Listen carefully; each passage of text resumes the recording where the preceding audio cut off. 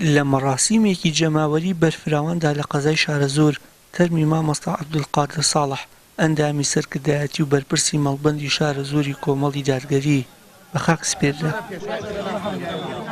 دوای ئەنجامدانی نوێژی مردوو بە ئیمامەتی مامۆستا عەلی باپیر تەرمی بانخواز و کەسایەتیەکەی شارەزۆر لە مەراسیمێکی پڕشکۆدا بەرەو دوایین مەنزڵگەی ژیانی دونیا بەڕێکرا. مامۆستا عەلی باپیر لە ڕێوڕسمی بە خاکسپاندنەکەدا وتارێکی پێشکەش کرد و تیشکی خستە سەر دیارترین وێزگەکان لە ژیانی مامۆستای کۆچکردوو. وتیشی مامۆستا عەبدولقادر بە سەربەرزی ژیا و بە سەربەرزی گەڕایەوە دیوانی پەروەردگار.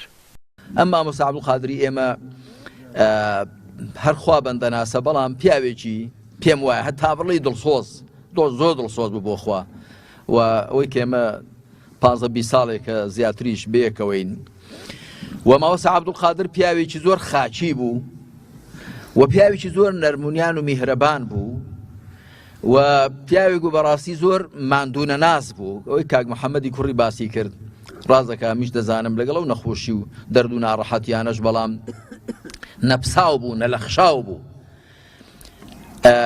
و پیاوێکی زۆر کۆمەڵایەتی بوو. مەگەر چۆن پێم وانییە لەم دەبەری شارەزۆرە تازیەک بوو بێ، نەخۆشێک بوو بێ، گرفتارێک بوو بێ، مامۆستا عەبدولقادر پێیزانی بێ و لەگەڵ ڕەفیقەکانی دیکەی مەڵبەندی نەچوو بێت.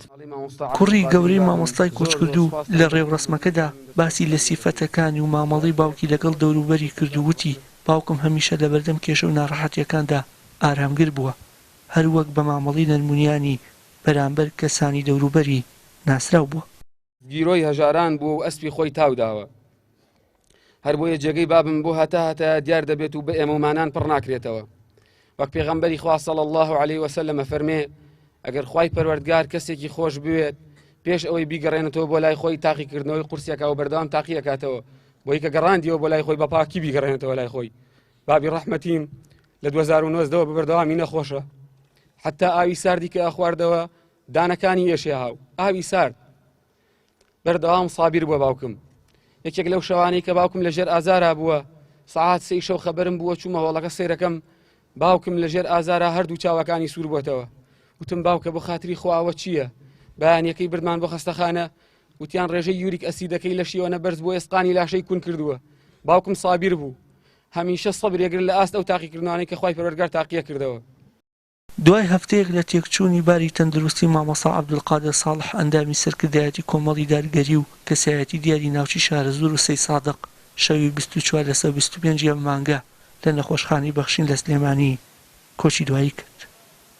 وشیار محەممەد، کەناڵی ئاسمانی پەیام، قەزای شارەزۆر.